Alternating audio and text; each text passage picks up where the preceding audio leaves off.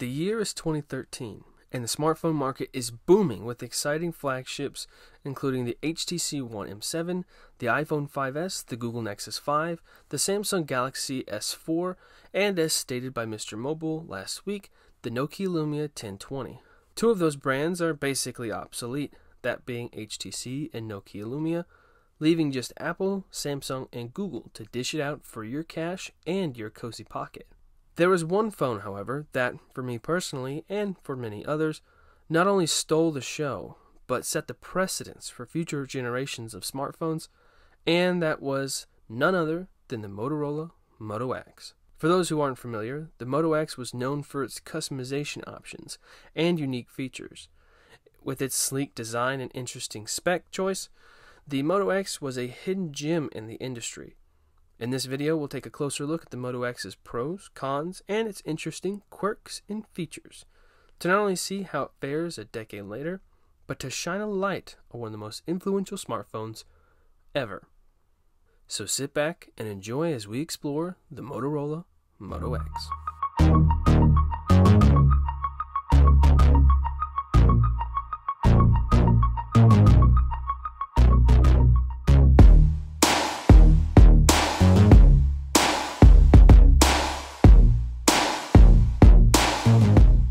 Let's talk about the Moto X's pros, even still in 2023.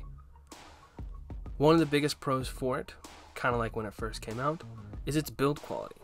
It's nice, it feels good and comfy in the hand. It is a smaller phone with a 4.7-inch 720p AMOLED display, but the display still looks great. It's not the crispest thing in the world, but hey, for a 10-year-old smartphone, it looks pretty damn good. It's also, like I mentioned, very comfortable in the hand. Most Androids, and not really iPhones at this time, but most Androids at this time were starting to get bigger, as big as they are now. So it was kind of comforting having the Moto X and its tiny little body. It was also kind of inspired by Apple with its little wedge shape, similar to the MacBook Air. Its wedge shape kind of made it nuzzle in your hand. Another thing I would say is a pro is its snappiness. Even still to this day, the Moto X seems to just kind of breeze through normal tasks.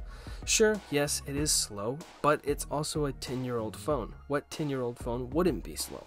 Also, with it being the first phone from the Motorola Google acquisition, this phone was basically nearly stock, which means it didn't come with a bunch of bloatware, aside from the Moto tools, which were actually pretty helpful. A lot of those Motorola inspired things were very creative.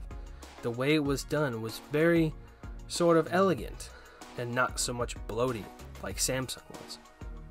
Some of the things included the Moto display, the Motorola gestures, and just the Moto app, where you could essentially have a Google Assistant with a customized phrase, calling phrase that you could make up.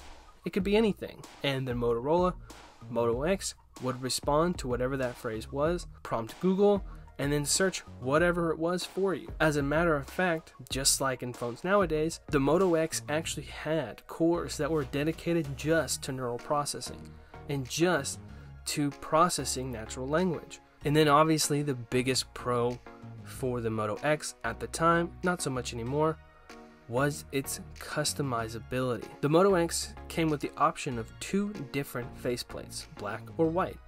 Pretty similar, to most phones today, but the difference comes in the back plates. There was 18 different colors that you could choose from. Most of them were bright and vibrant, just like the Moto X's display. And it kind of inspired this newer generation of smartphones.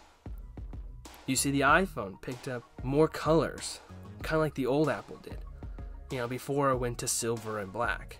And I think that was partially inspired by the Moto X. The Moto X's colors, its vibrancy, it popped in the hand. And when you were out in public and you pulled it out, it was so unique, it was so you. I think that's something that a lot of smartphone manufacturers are chasing now. That you-ness. Your phone isn't just a tool anymore. It's an extension of your personality. It's an extension of you. So why wouldn't you want that extension of you to be as you as possible? Make it blue, make it yellow. That's you, and that's your phone. And the Moto X really knocked that out of the park. Now let's talk about the cons of the Moto X. Most of these are based on today's date, which is January of 2023. So I'm going to kind of cut a little slack. This phone is a decade old, which in technology years is at least 500,000. Probably the biggest con of the Moto X, especially now, is its cameras. Its cameras, well, to be frank, they suck. But to cut it some slack, they also kind of sucked when the phone came out. You have a primary 10 megapixel rear facing camera, which apparently can shoot HDR, which I had no idea until shooting this video. But the aperture was not super great, and the photos that came out of it, well, you can kind of see for yourself. The Moto X didn't have a great camera when it first came out. That was its biggest drawback. So I don't expect much out of it, especially now. Comparing to the smartphones that are out there nowadays, they're basically like a DSLR in your pocket. Take the iPhone 13 Pro and 14 Pro, for example. 4K HDR, up to 60 frames a second. Its camera app is honestly too simple, too minimalistic. It doesn't give you enough options. There's basically no way to make these photos look good. So I'm gonna say it, they look like crap. And don't even get me started on the front-facing camera. It's a whopping 2 megapixels, so yeah. Let's just skim over that one. Another really big drawback in today's society, not having a USB-C port, is kind of a sin, even for Apple. So pulling out a Moto X and having to scrounge around for the nearest micro USB may not be the best thing. But that's not a fault of the Moto X. It wasn't built in 2023. It was built in 2013. So for 2013, micro USB is pretty standard. But if you're going to try to use this phone in 2023, first off, I wouldn't recommend it. But if you are, be aware of the micro USB. Another thing I want to talk about as well, that kind of unfortunately lends itself to the cons list, is, well, the obvious. This phone is slow. I know it's kind of countering what I said in the pros list, but this phone can be very slow. Again, emphasizing the fact that this phone came out a decade ago. We're giving it some credit. It's fast for a 10-year-old phone, but for a today's-old phone, it's pretty slow. And you can really start to notice that once you start using a lot more apps. When I was, for example, trying to show my girlfriend who Troy Baker was while we were talking about the new show The Last of Us, when I first looked it up, it was zippy. It pulled it up in a second. After I had opened a couple more apps and then refreshed the page, well, it didn't really go well. It honestly wouldn't even show me the same Google page that it just showed me like 5 minutes prior. And I think that has a lot to do not with its processor per se, even though the processor in the Moto X was never the strongest. It's never the top dog, even when it came out. I think it has more so to do with the fact that it has 2 gigabytes of onboard memory. Now, that is pretty lackluster. Most phones nowadays have probably, 6 or more? So, 2 gigs, running newer applications. All the applications on this Moto X were updated. So running newer applications for this decade-old dinosaur, 2 gigs is just not gonna cut it. You'll constantly run into app crashes, and your web pages and everything will eventually slow down once you really start using it. And again, there's something that you expect from a smartphone that is over a decade old. The battery life on this Moto X, let me be nice to say, it's less than adequate. And by that I mean, it sucks. Like, really, really sucks. When testing this Moto X, I tried running applications on it, like Minecraft, for example. It never loaded the game.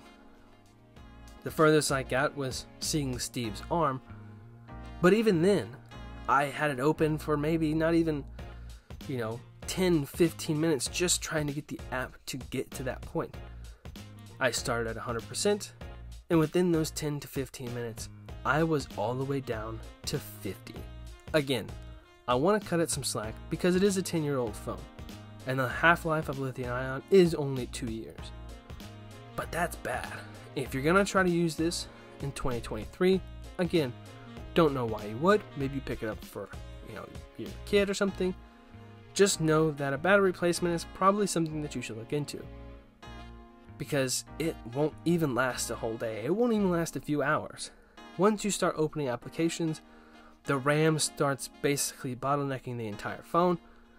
You're not gonna have a pleasant time, and you're also gonna get really tired of having to charge it all the time, especially with that micro USB. The last thing that I just kind of touched on a second ago, and unfortunately what I think is kind of the nail in the coffin for this, is app compatibility.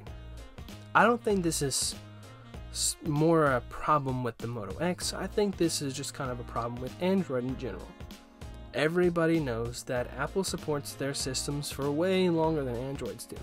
And I bet you if I pulled out a iPhone 5S or 6 from that time period, well, it probably could still run some apps. Maybe not all of them, but at least a good chunk of them. Android just doesn't have that saving grace. When I tried downloading TikTok on the Moto X, just to kind of test it out, it would say it would be downloading it, but never install it. Never once did I get TikTok on this phone. I even went as far as downloading the APK, since it's a free app, and trying to download it myself. Even still, the phone would not accept the new app. And as I mentioned before, Minecraft, which is a newer game, it is quite a bit of a hard game to run, so again, I can kind of cut it some slack there.